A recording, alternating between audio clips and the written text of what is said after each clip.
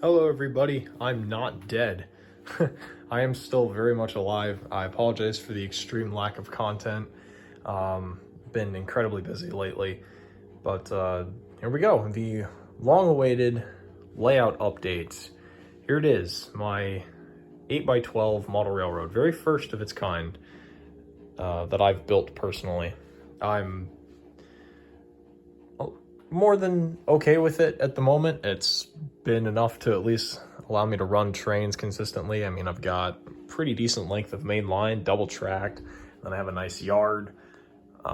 It's actually getting ready to go into a rebuild phase because my curves are messed up, and I'm going to go into greater detail when the time comes. But for the moment, this is more than enough for me.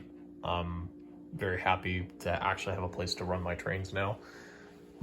So plans will include making a expansion over in this area, since I've got plenty of space from the basement wall to work with. It's currently run by just a single NC power cab. I want to get a Pro cab or some Wi-Fi module or something to make it all work. And it's just wired into the layout underneath here. The yard still needs wired. I have to work on that. There's most of my train's big boys upstairs. I just leave it up there when I'm not down here because I don't trust the hooligans come over and throw things. But obviously 611's here, PAs are here. I took a bunch of stuff to a friend's house, so that's why all that's down on the ground, tenders and the UP passenger stock. So yeah, that's the layout. In short, I guess. So I'm going to move into some recent acquisitions that I've made. So if you guys didn't see already, in mid-August, I made a trip to Strasburg, Pennsylvania, well, just Pennsylvania as a whole, to, number one, check out the Strasburg Railroad, but more importantly, to see Reading 2102 and 425 pull the Iron Horse Rambles doubleheader. That was a very fun trip. And so while we were staying in Strasburg, we stayed at Red Caboose Motel. I ended up deciding to pick up a few items. So the model shop near the railroad had a pretty good selection of used items, and this car, and this is a, like, I forget what they call this thing. Rats, I forgot the term for it. Wagon top boxcar, that's what this is called. They had this really cool, it's made by Fox Valley Models, and I've never had anything from them before. So that's my only piece of Fox Valley stock. And I think this is just a Walthers PFE reefer. I don't have enough of these, of course, so I'm trying to get as many as I can. Somebody decided to use a Sharpie pen to outline the door and ladders, so I might have to find a way to clean that off. But so yeah, those guys were some of the first things I picked up since the summer ended. Next up on the list is an eBay lot that I purchased at the end of September, beginning of October. I'm not exactly sure. I don't remember. Would have been mid to end of September, actually. I take that back. So what came in it was 11 cars and a busted MTH EMD F3 that had been horribly repainted from Santa Fe to Union Pacific. Why? I don't know. I mean, obviously, I guess the previous owner wanted a UP F3 instead of the Santa Fe one. I think it was from the train set that MTH made, but for some reason the motor and lights were completely gutted out of it because the decoder fried. I can't really say much else for it. Thing was kind of junk, so I decided to get rid of it. It is currently in the process of being sold.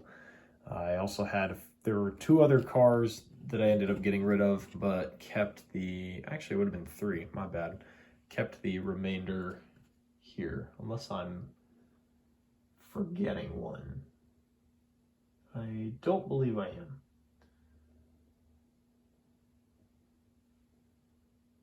Yeah. Sorry, had to do a double take on that. I had to make sure I wasn't forgetting one.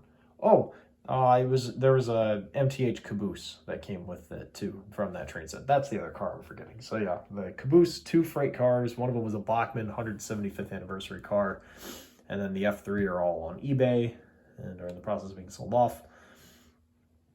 Whereas I decided to keep the remainder of these. So we have a Bachmann Silver Series box car, Silver Series tank car from Shell, a UP gondola, and a UP Caboose.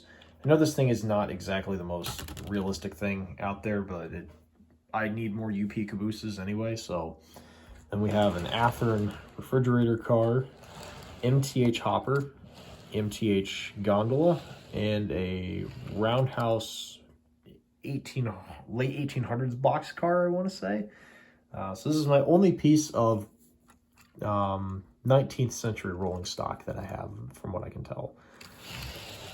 So yeah, this lot was pretty nice. I only paid around $60 for these, everything combined. That's with shipping. So I think it was about, if you take shipping and tax off, it was like $35. So for 11 cars, it's not bad.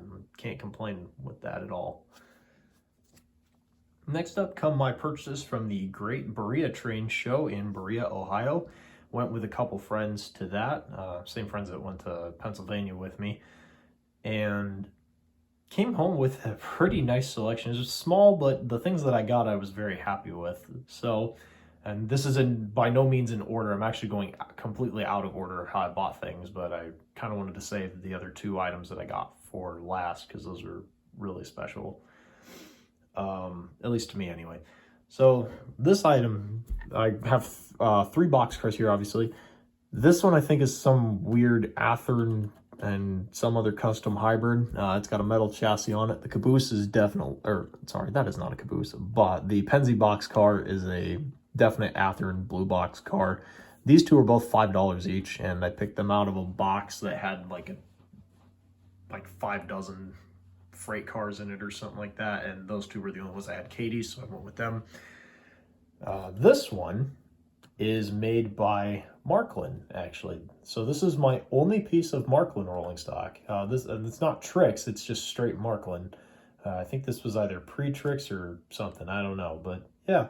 Now this is one of those cars that comes from the line that has the zinc pest, so the chassis is made entirely from die cast, so it's very well weighted. Obviously, you can't really tell it's made from die cast, but just to give you an idea, that's what it looks like. The underbody detail is insane on these cars. I would love to have more of them. But like I said, a lot of them are notorious for having zinc rot, so they end up going really bad and get really brittle. So then what'll happen is it'll basically force the car apart, essentially, and it just ruins it. You can't use it. You have to replace the chassis. It's really annoying. Fortunately, this one does not have that, or doesn't seem to have it yet. I really hope it doesn't, because, like I said, it's one of my favorite cars at the moment. It's probably my most detailed freight car that I have. It's in great shape. Love it.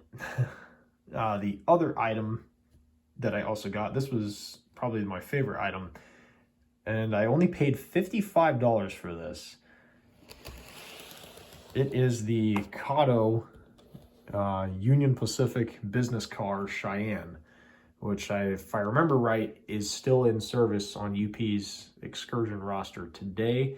I have to fact check that. Somebody might be able to fact check me on that in the comments, but like I said, only $55 for this, and he had 2 of them. I should have bought the other one and sold it on eBay, but yeah, this thing is awesome. I absolutely love this car, considering the fact that most of them people want like $200+ for these on eBay. It's insane.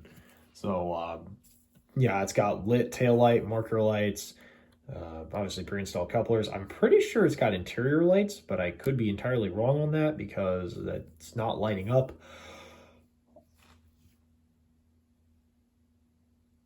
I haven't gotten around to taking it apart yet to look inside. I'm kind of scared to. Honestly, I'm probably just going to leave it as is for now until I work up the spirit to, mess with it. But yeah, it's currently the only, the 4th UP passenger car that I have in the fleet right now, other than the baggage and the 2 dome cars. I really need more, obviously, because I'm trying to build up the excursion train to run behind my big boy. So yeah, there were a lot of there's a ton of Union Pacific stuff at the show. Actually, I was shocked at just how much they had on for sale. There were quite a few Challengers and FEF3s. They had at least one big boy. I'm pretty sure it was a Key Imports big boy. They did have a Broadway big boy there, but obviously I don't need it because I already have one. But yeah, the amount of passenger cars they had for sale in terms of UP was insane. They just wanted way too much money for them. And this one was the only one that was reasonably priced, honestly.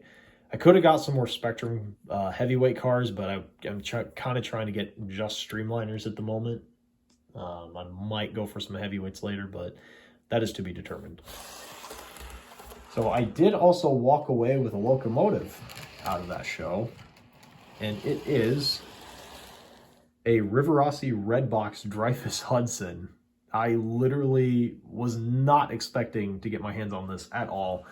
That was the last thing I expected to get my hands on, in fact. But the story is there was a guy that was selling his entire New York Central collection from the 1950s.